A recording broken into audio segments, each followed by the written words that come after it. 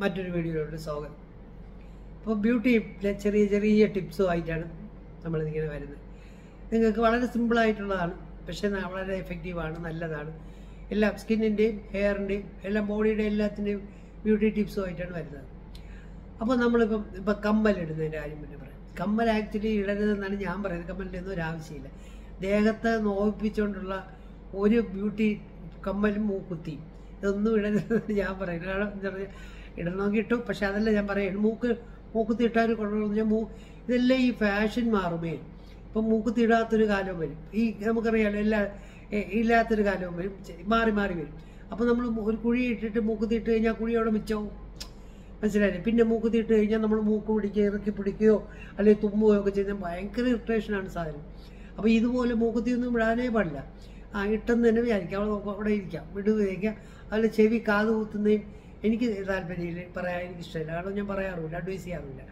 ചെവി കുത്തിക്കഴിഞ്ഞാൽ പലരും ചെയ്യണം, അത് ആദ്യം കുത്തിയിട്ട് ഇപ്പം മയക്കുക അതില്ല മറ്റേ സാധനമൊക്കെ വെച്ചിട്ട് അറിയത്തില്ല, അധികം വേദനിക്കാതൊക്കെ ഇടും. പക്ഷെ എന്നിട്ട് ഇവർ അതിനകത്തൊരു കമ്മലിട്ടിരുന്ന ഈ പലരും ഈ കമ്മലൊന്നും എടുത്ത് കഴുകുകയോ ഒന്നും ചെയ്യില്ല, അത് അങ്ങനെ തന്നെ ഇട്ടേക്കും. എന്നിട്ട് അവസാനം അതിനകത്ത് കിടന്ന് അഴുക്കായി ഈ നമ്മൾ താരനും എണ്ണമയും എല്ലാം കൂടെ വീണ് അഴുക്കായി ഇവിടെ എല്ലാം ഒന്ന് അഴുകി ഇൻഫെക്ഷനായി ഇങ്ങനെ ഇങ്ങോട്ടൊക്കെ വന്നിട്ടാണ് ഇവർ നമ്മളെ കാണിക്കാൻ വരുന്നത്. എത്രയോ കേസ് നോക്കിയിട്ടുണ്ടെന്ന് അറിയാം. അത് ശരിക്കൊരു ശ്രദ്ധ കുറവുകൊണ്ടാണ്. നമ്മൾ എപ്പോഴും നമ്മുടെ ദേഹത്ത് ഇങ്ങനെ ചെയ്യുന്ന ഒരു സാധനം ഇടയ്ക്കിടയ്ക്ക് എടുത്ത് ആ ഇടുന്ന കമ്മൽ അതിൻ്റെ ആണി എല്ലാം ഊരി നല്ല വൃത്തിയായിട്ട്, അതായത് ഇവനൊരു 2-3 ദിവസം കൂടുമ്പോൾ അത് ചെയ്യണം. കാരണം നമ്മുടെ തൊലി ഇങ്ങനെ ഇളകി പൊക്കോണ്ടിരിക്കുന്നതാണ്. അപ്പോൾ അതിൻ്റെ കൂടെ എണ്ണമയവും എല്ലാം ഇട്ട് നമ്മൾ ചെറുതായിട്ട് ചൊറിയ എല്ലാം കൂടെ ചെയ്ത് കൊടുത്താൽ അതിനകത്ത് ഇൻഫെക്ഷൻ കയറി അതിനകത്ത് ഒരുമാതിരിയായി വൃത്തിയുണ്ടായി ഇവിടെ അത്ര ഇൻഫെക്ഷൻ പോലെ വരും. ബാക്കിൽ ഇവിടുത്തെ എല്ലാം കഴല വീങ്ങും, ഇങ്ങനെ ഒരു ഇതാവും. മൂക്കുത്തിയുടെ കാര്യം മൂക്കുത്തി ഇതുപോലെ നല്ല വൃത്തിയായിട്ട് എടുത്ത് കഴുകിയാലേ പറ്റുള്ളൂ. അല്ലെങ്കിൽ മൂക്കുത്തി കിടക്കണേ അവിടെ എല്ലാം അതിനകത്ത് ഇൻഫെക്ഷൻ വരും. എന്തിനാണ് മൂക്കുത്തി ഇടാൻ പോകണമെന്ന് എനിക്ക് മനസ്സിലായില്ല, എന്നാലും ഞാൻ പറഞ്ഞു. അപ്പോൾ ഈ അതുപോലെ തന്നെ അപ്പോൾ ഈ കാത് കുത്തേണ്ട കാര്യമില്ല. പക്ഷേ അഥവാ കുത്തുന്നെങ്കിൽ നിങ്ങൾ ശ്രദ്ധിക്കുക. കുത്തിക്കഴിഞ്ഞ ശേഷം ഇടുന്ന ആ സാധനം ഒരു 2-3 ദിവസം കൂടുമ്പോൾ നല്ല വൃത്തിയായിട്ട് എടുത്ത് കഴുകണം. അതുപോലെ സ്വർണം തന്നെ ഇട്ട് പഴകിയിട്ടാണ് ഇടുന്നതാണ് നല്ലത്. കാരണം സ്വർണത്തിൻ്റെ പുറത്ത് ഇവർ ഗ്ലിറ്റർ വരാൻ വേണ്ടിയിട്ട് ഒരു പൊടി പോലൊരു സാധനം തേച്ചേക്കും. അപ്പോൾ നമ്മളത് പുതിയത് വാങ്ങിച്ചിടുമ്പോൾ അപ്പോഴും തന്നെ അതിന് ആ ഗ്ലിറ്ററിങ് സ്വർണത്തിന് അലർജി വരില്ല. പക്ഷേ ആ പുറത്ത് തേച്ചിരിക്കുന്ന ആ പൊടിക്ക് അലർജി ഉണ്ടാകാൻ സാധ്യതയുണ്ട്. ചൊറിച്ചിലുണ്ടാവും, ഒരുമാതിരിയോ അത് പിന്നെ അവിടെയെല്ലാം അഴുകി കുളവും. അപ്പോൾ അത് ശ്രദ്ധിച്ചോളൂ. അപ്പോൾ നമ്മളത് കാത് കുത്തിയിട്ട് കഴിഞ്ഞിട്ട് ഇടുന്ന ഇച്ചിരി പഴകിയ സ്വർണ്ണം അല്ലെങ്കിൽ പുതിയ സ്വർണ്ണം വാങ്ങിക്കുന്നത് കുറേ പ്രാവശ്യം വൃത്തിയായി കഴുകുകയോ അങ്ങനെ എന്തെങ്കിലുമൊക്കെ ചെയ്ത് കഴിഞ്ഞാൽ ആ ഒരു ഗ്ലേസിങ് പോകുമെന്നാണ് എനിക്ക് തോന്നുന്നത്. എന്തായാലും അത് സൂക്ഷിച്ചോളണം. അങ്ങനെ പുറത്തൊന്നും ഇല്ലാത്ത രീതിയിൽ സ്വർണ്ണത്തിന് അലർജി വരാറില്ല. അങ്ങനത്തെ ഒരു സാധനം സ്ഥിരമായിട്ട് അവിടെ ഇട്ടേക്കണം. ഇടുമ്പോൾ ഇവരെന്ന് പറയുക ഈ കാത് അടഞ്ഞു പോയി പിന്നെ അടഞ്ഞു പോയിരിക്കണം എന്ന് വേണ്ടിയിട്ട് പെർമനൻ്റ് ആയിട്ട് അങ്ങ് ഇട്ടേക്കും. അപ്പോഴെന്ന് പറഞ്ഞാൽ ഇവിടുത്തെ കട്ടേൻ്റെ ഇടയ്ക്കുള്ളതെന്നുള്ളത് ചേർന്ന് നമ്മൾ ഈ പറഞ്ഞ പോലെ താരൻ്റെ പീസും തൊലിയുടെ പീസും എണ്ണമയം എല്ലാം കുടിച്ചത് അവിടെ ഇൻഫെക്റ്റഡ് ആയി അത് പിന്നെ ഊരാൻ പറ്റാത്തത് അടഞ്ഞ് കുളമായിട്ടിരിക്കുന്ന ഒരു വേണം. അപ്പോൾ അത് നിർബന്ധമായിട്ട് 2-3 ദിവസം കൂടുമ്പോൾ അതൊന്ന് ഇളക്കി നല്ല വൃത്തിയായിട്ട് സോപ്പിട്ട് കഴുകണം. സോപ്പിട്ട് കഴുകിയിട്ട് ആ സോപ്പ് അതിൽ നന്നായിട്ട് കഴുകിക്കളയണം. അല്ലെങ്കിൽ സോപ്പോട് കൂടി എടുത്തിട്ട് കഴിഞ്ഞാൽ അത് അലർജി വന്ന് പിന്നെ ഒരുമാതിരിയാവും. ഷാമ്പു ആണ് നല്ലത്. ഇത്തിരി ഷാമ്പു അതിൽ ഒഴിച്ചിട്ട് കഴുകി നല്ല വൃത്തിയാക്കി കഴുകിയിട്ട് ആ ഷാമ്പു നല്ലതായിട്ട് ആ മണം ഫുള്ളായിട്ട് പോയിട്ട് എടുത്ത് ഇങ്ങനെ ഇടാവും. അപ്പം അങ്ങനെ ചെയ്ത് കഴിഞ്ഞാൽ അത് പിന്നെ ഇൻഫെക്റ്റഡ് ആവാതെ ഇരിക്കും. അപ്പം അതാണ് ഇതിൻ്റെ ഒരു ഈ ചെവിയുടെ ഒരു ഹൈജീൻ ഇരിക്കുന്നത്. അപ്പോൾ ഇതേപോലെ നമ്മൾ വളരെ ശ്രദ്ധിക്കാതെ ചെയ്യുന്ന സാധനമാണ് ഇയർബഡ്സ് ഇടുന്നത്. പലരും ഒരു അഡിക്ഷൻ പോലെയാണ് ചെവിയിലോട്ട് ഇടുന്നത്. ഇത് നമ്മുടെ ദേഹത്തിൻ്റെ ഒരു പ്രശ്നം എന്ന് പറഞ്ഞാൽ ഇയർബഡ്സ് ഇങ്ങനെ ഇട്ട് എന്ത് സാധനം ഇട്ടിങ്ങനെ ഉരച്ചാലും പിന്നെയും നമുക്കൊരു സുഖം തോന്നുന്നുണ്ട്, ഉരയ്ക്കണമെന്ന് തോന്നും തോറും അവിടെ ഇൻഫ്ലമേഷൻ വരും, നീരുണ്ടാവും, അത് പിന്നെ ഒരുമാതിരിയാവും, പിന്നെ പെയിൻ എടുക്കും, പിന്നെ നിർത്തി വയ്ക്കും, പിന്നെ ഇത് തുടങ്ങും. അപ്പം ഈ ശരിക്കും പറഞ്ഞാൽ ഇയർബഡ്സ് അകത്തോട്ടിടാതെ ഈ ചെവിയുടെ ഇവിടെ മാത്രം ഇങ്ങനെ തുടച്ചിങ്ങനെ എടുക്കുക. പിന്നെ നമുക്ക് അകത്ത് ചൊറിച്ചിൽ തോന്നി പേരിനിങ്ങനെ വെളിയിൽ നിന്ന് ഇങ്ങനെ ആക്കിയിട്ട് എടുക്കുക, അത് മാത്രമേ ചെയ്യാവൂ. ഉള്ളിലോട്ട് ശരിക്കും ഇട്ട് കഴിഞ്ഞാൽ ഈ ഇരിക്കുന്ന ഇയർ വാക്സ് അകത്തോട്ട് പോയി ജാമായി അതൊരുമാതിരി ആവുകയും ചെയ്യും. അതുപോലെ തന്നെ ഒരു ചെവിയിലിട്ട ഇയർബഡ്സ് എടുത്തിട്ട് അതേ ചെവി കൊണ്ട് ഇതിലും ഇടരുത്, അതേ സൈഡ് കൊണ്ട് ഇതിലും ഇടരുത്. ഇതിൽ ഇൻഫെക്ഷനും അതിൽ മാറി ഇതിലും വരും, കുഴപ്പമാണ്. മറ്റേ സൈഡ് കൊണ്ടേ ഇടാവും. അതുപോലെ അത് ഇടുന്നതിന് മുമ്പ് അതിൻ്റെ അറ്റത്ത് ഇങ്ങനെ നനഞ്ഞ കൈയൊക്കെ വെച്ച് പിടിച്ചു കഴിഞ്ഞാൽ ആ നനവ് ചെവിക്കകത്ത് കയറിപ്പോവും, അത് കുഴപ്പമാണ്. അതും നിങ്ങൾക്ക് ഫംഗസ് ഇൻഫെക്ഷൻ പോലെ പൂപ്പല് പോലെയൊക്കെ ഉണ്ടാക്കാൻ ചെവിക്കകത്തുണ്ടാക്കാൻ സഹായിക്കും. താരൻ കൂടിയാലും ചെവിക്കകത്ത് ഇങ്ങനെ പൂപ്പല് പോലെ വരും, അത് ശ്രദ്ധിച്ചോളൂ. അപ്പോൾ താരൻ നല്ലപോലെ റിമൂവ് ചെയ്താൽ മാത്രമേ ഇതെല്ലാം പീരിയത്തിലുള്ള ചൊറിച്ചിലും മീശയിലുള്ള ചൊറിച്ചിലും ചെവിയുടെ ബാക്കിലുള്ള ചൊറിച്ചിലും ചെവിക്കകത്തുള്ള ഈ പൂപ്പലും എല്ലാം നല്ലതുപോലെ കുറയുള്ളൂ. അത് ചെസ്റ്റിലിരിക്കുന്ന തിളക്കം പോലെയും ബാക്കിലൊക്കെ വരും.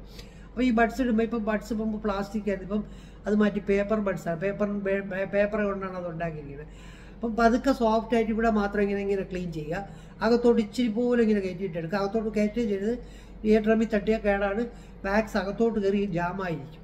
അതുപോലെ ഒരു സൈഡിൽ ഇടുന്നതിൻ്റെ അതേ സൈഡ് കൊണ്ട് ഇപ്പുറത്തിടരുത്, അപ്പുറത്തെ സൈഡ് കൊണ്ടേ ഇടാവും. അതുപോലെ അതിൽ പിടിക്കുമ്പോഴും നിങ്ങൾ മിക്കവാറും കുളിമുറി എന്നൊക്കെയാണ് ആൾക്കാർ ചെയ്യുന്നത്. അപ്പോൾ നനഞ്ഞ കയ്യിൽ ആദ്യം ഇത് പിടിച്ചിങ്ങനെ എടുത്ത് നടുക്കിലേ പിടിക്കാവും. നനഞ്ഞ കയ്യിലെ അറ്റത്ത് പിടിച്ചു കഴിഞ്ഞാൽ അതിൻ്റെ പുറത്ത് നനവാകും. നനവായി കഴിഞ്ഞാൽ ആ നനവോടുകൂടി ഇതിട്ടാൽ കൊള്ളൂല, അകത്ത് പൂപ്പൽ കൂടും. അത് നിങ്ങൾ ശ്രദ്ധിച്ചോളാം. അപ്പോൾ അതൊക്കെ അത് സിമ്പിൾ കാര്യങ്ങളാണ് ഇതൊക്കെ.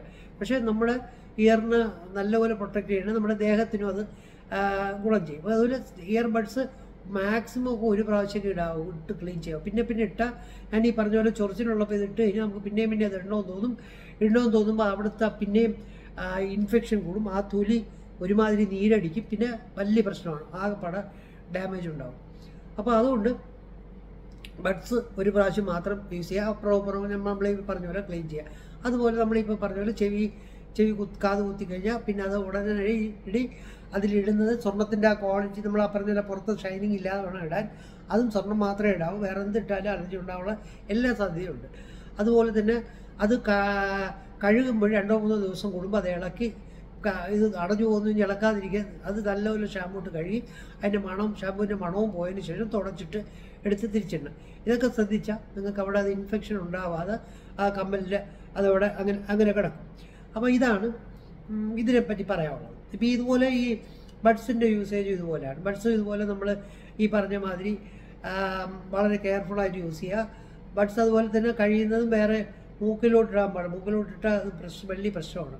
അപ്പോൾ ഇത് ഇയർബഡ്സിന് ഈ രീതിയിൽ ചെവിയിൽ ഉപയോഗിക്കുന്നെങ്കിൽ ഇങ്ങനെ ഉപയോഗിക്കാവും. അപ്പം അതാണ് വേറൊരു ടിപ്പ്. അപ്പോൾ ഇതൊക്കെ നമ്മൾ ബോഡിക്ക് ചെറിയ ചെറിയ കാര്യങ്ങളാണ് നമ്മൾ ശ്രദ്ധിച്ചാൽ ക്ലിയർ ഓഫ് ചെയ്യാന്നുള്ളത്. അതുപോലെ ഈ പിന്നെ വേറൊരു കാര്യം, ഇപ്പോൾ ഇതുപോലെ കണ്ണാടി. ഈ കണ്ണാടിയിൽ എങ്ങനെയാണെന്ന് പറഞ്ഞാൽ കണ്ണാടി വയ്ക്കുമ്പോൾ എന്ന് പറഞ്ഞാൽ നല്ല വെയ്റ്റ്ലെസ് കണ്ണാടിയാണ് നല്ലത്. വെയിറ്റ് കൂടുന്തോറും എന്ന് പറഞ്ഞാൽ ഇവിടുത്തെ പിടുത്തം ഇവിടെ നിന്ന് ഇങ്ങനെ ഇത് കൂടി ഇവിടെ നല്ല പാട് വീഴും. അത് ശരിക്കും പോകത്തേയില്ല, ഭയങ്കര പാടാണ്. അതുപോലെ ഞാനിപ്പോൾ ഇതേപോലെ ഈ കണ്ണാടിയുടെ ഇവിടെ ഇങ്ങനെ ലൂസുള്ളത് ഉപയോഗിക്കില്ല. പലതും നിങ്ങൾക്കത് കാണുമ്പോൾ മനസ്സിലാവും. ഇതിൻ്റെ ഇവിടുത്തെ ഇതിങ്ങനെ വേറൊരു പീസ് പോലെ ഇരിക്കുന്നുണ്ട്. ആ പീസ് പോലെ ഇരിക്കുന്നത് ഉപയോഗിച്ച് കഴിഞ്ഞാൽ നമുക്കത് ഇങ്ങനെ ഇവിടെ കൂടുതൽ ഇങ്ങനെ പിടുത്തം വന്നിട്ട് അതിൽ നല്ല പാട് വീഴുന്നത് ശരിക്കും ബുദ്ധിമുട്ടാണ്. അപ്പോൾ അതുകൊണ്ട് അത് വരാതിരിക്കണം. ഇതുപോലത്തെ ടൈപ്പാണ് നല്ലത്. അതുപോലെ ഇങ്ങനെ കുറച്ച് ഇറക്കി വെച്ചാൽ ഈ പിടുത്തം ഇവിടെയും വരുമ്പം നമുക്ക് കണ്ണിനൊരു സുഖമാണ്. അതും ആലോചിക്കണം. അതുപോലെ തന്നെ ഇവിടെ ഇറുക്കം കൂടിക്കഴിഞ്ഞാൽ കണ്ണാടി ഇങ്ങനെ വെച്ചിട്ട് നമ്മൾ സംസാരിച്ച് കഴിഞ്ഞാൽ ഇങ്ങനെ ഉണ്ട് ഈ മസിൽ ഇങ്ങനെ അനങ്ങും. നമ്മൾ തൊടുമ്പോൾ അറിയാം ഇങ്ങനെ ഇത് അനങ്ങുന്നതനുസരിച്ച് നമുക്ക് ഭയങ്കരമായിട്ട് തലവേദന ഉണ്ടാകും. അപ്പോൾ വളരെ ഇറുക്കമില്ലാതെ കൂളിംഗ് ഗ്ലാസ് ആണെങ്കിലും എന്ത് ഗ്ലാസ് ആണെങ്കിലും നോർമൽ ഇറുക്കം വരിക. ഇത് വെച്ചുകൊണ്ട് നമ്മൾ സംസാരിക്കും. ഇപ്പം ഞാനെനിക്ക് സംസാരിച്ച് കഴിഞ്ഞാൽ ഇവിടെ ഇറുകുന്നതാണെങ്കിൽ നമുക്ക് നല്ലതുപോലെ തലവേദന എടുക്കും. അതുകൊണ്ട് അത് ശ്രദ്ധിച്ചോളുക. അപ്പം നമ്മൾ ചവയ്ക്കുമ്പോഴും ഒക്കെ അവിടെ നല്ലതുപോലെ ഇറുകും. അപ്പോൾ അതുകൊണ്ട് ഈ ഗ്ലാസ് പാട് വീഴാതിരിക്കാൻ ഇങ്ങനെ തന്നെ ചെയ്യണം. മൂക്കിന് ഇങ്ങോട്ട് ഇച്ചിരി ഇറക്കി വയ്ക്കുക. അതുപോലെ തന്നെ വളരെ വെയിറ്റ് കുറഞ്ഞെടുക്കുക. അതുപോലെ തന്നെ കണ്ണാടി നമ്മൾ ഉപയോഗിക്കുമ്പോൾ എപ്പോഴും ഇതിൻ്റെ ഈ കയ്യിലൊക്കെ ഒരു എണ്ണമയം ഇങ്ങനെ ഇതിൻ്റെ മുകളിൽ വരും.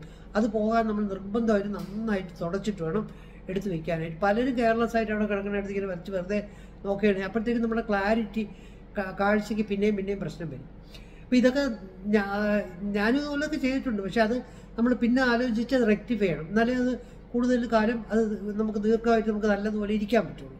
അപ്പോൾ ഈ ചെവിയുടെ ഇവിടെ ഇങ്ങനെ ഇറക്കം വന്നു കഴിഞ്ഞാൽ നല്ലതുപോലെ തലവേദന എടുക്കും. അപ്പോൾ വെയ്റ്റ്ലെസ് ആയിട്ടുള്ള കണ്ണാടിയാണ് എപ്പോഴും നല്ലത്. ഇതുപോലെ ഇവിടെ ക്ലിപ്പ് ഇങ്ങനെ മാറിയിരിക്കുന്ന ടൈപ്പ് വെച്ച് കഴിഞ്ഞാൽ അവിടെ നല്ല പാട് വീഴാറുണ്ട്.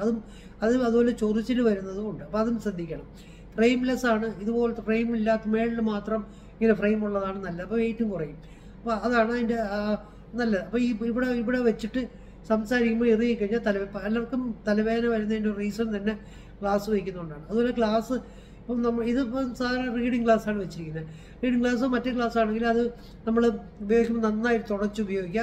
കറക്റ്റ് ഇതിനുള്ള ഇത് വെച്ച് വേണം ഉപയോഗിക്കാനായിട്ട്. അതുപോലെ തന്നെ ഈ വായിക്കുമ്പോൾ അല്ലാതെ എടുത്ത് മാറ്റി വെച്ചാൽ അത്രയും നല്ലത്. അങ്ങനെ അതാണായിട്ട് ഇത് പ്രോഗ്രസീവ് എന്നൊക്കെ പറഞ്ഞിട്ട് കൊണ്ട് അതെല്ലാം പിന്നെ പറയാം. അപ്പോൾ ഇതൊക്കെയാണ് ഇതിൻ്റെ ഈ പുറത്തുള്ള ഇതിൻ്റെ കവറിങ്ങിലുള്ള ടിപ്പുകൾ. അപ്പം ഇവിടെ നേരത്തെ പാട് വീഴാതെ നല്ലതുപോലെ ശ്രദ്ധിക്കുക, ഇവിടെ ഇറുക്കം ഇല്ലാതെ വയ്ക്കുക, വെയിറ്റ് കുറഞ്ഞത് വയ്ക്കുക, തലവേദന ഉണ്ടാക്കാതിരിക്കാനായിട്ട്. അതുപോലെ അതാണ് ഇങ്ങനെയാണ് കണ്ണാടിയുടെ കാര്യം പറയാനുള്ളത്. പിന്നെ ഒരു കാര്യം എന്ന് പറഞ്ഞാൽ ലിപ്സ്റ്റിക്ക്. ഇപ്പോൾ എല്ലാ പിള്ളേരും ലിപ്സ്റ്റിക്ക് ഉപയോഗിക്കും. ലിപ്സ്റ്റിക്കിനകത്ത് നമ്മൾ ഈ പറഞ്ഞ പോലെ ഒരു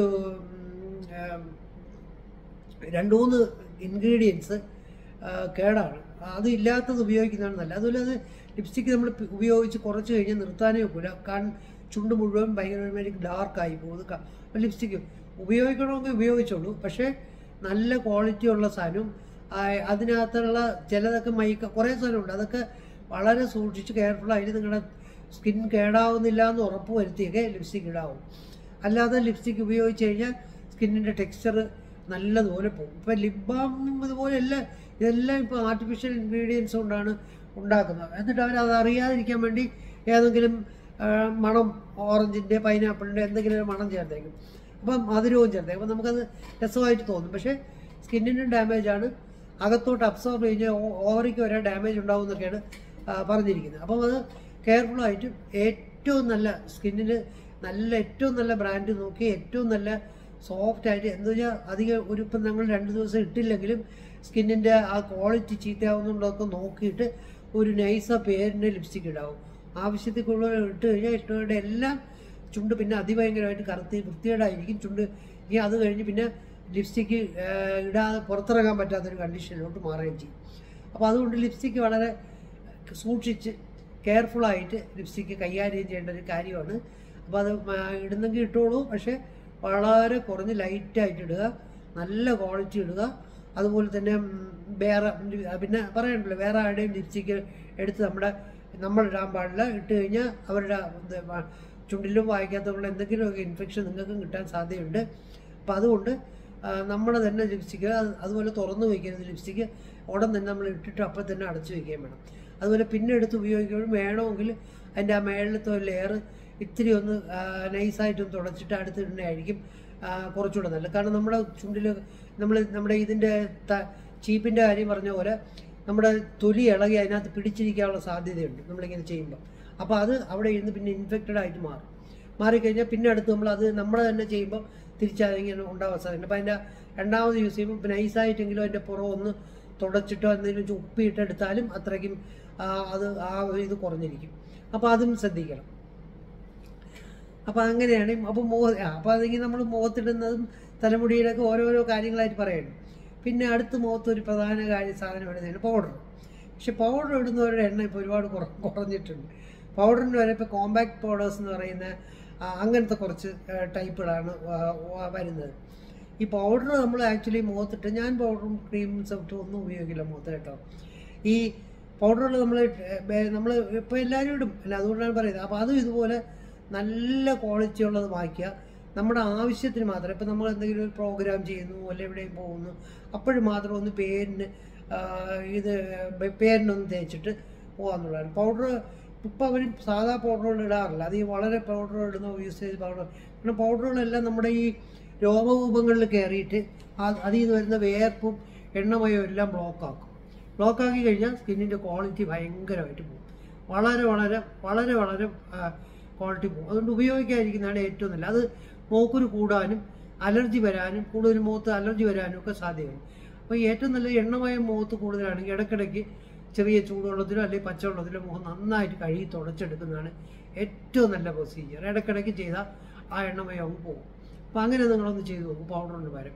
പിന്നെ പൗഡർ നിർബന്ധമാണെങ്കിൽ ഇതുപോലെ ഏറ്റവും നല്ല ക്വാളിറ്റി പൗഡർ നൈസായിട്ടൊന്ന് അപ്ലൈ ചെയ്യുക. ആവശ്യം കഴിയുമ്പോൾ കഴുകി കളയുക എന്നുള്ളതാണ് അടുത്തത്. അതിന് മേക്കപ്പും സാധനങ്ങളും എല്ലാം തന്നെ. എന്തെങ്കിലും പ്രോഗ്രാമിന് വേണ്ടി ഇടുമ്പോൾ ആ മേക്കപ്പ് ഇട്ടുകൊണ്ട് നടക്കരുത്. കഴിയുന്ന അരമണിക്കൂർ പ്രോഗ്രാമാണ് അല്ലെങ്കിൽ 1 മണിക്കൂർ പ്രോഗ്രാം, അപ്പോഴും തന്നെ അത് വാഷ് ചെയ്ത് നല്ല വൃത്തിയായിട്ട് കഴുകിക്കളയാൻ വേണം. അതെല്ലാം ഇതുപോലെ ക്വാളിറ്റിയുള്ള സാധനമായിരിക്കണം.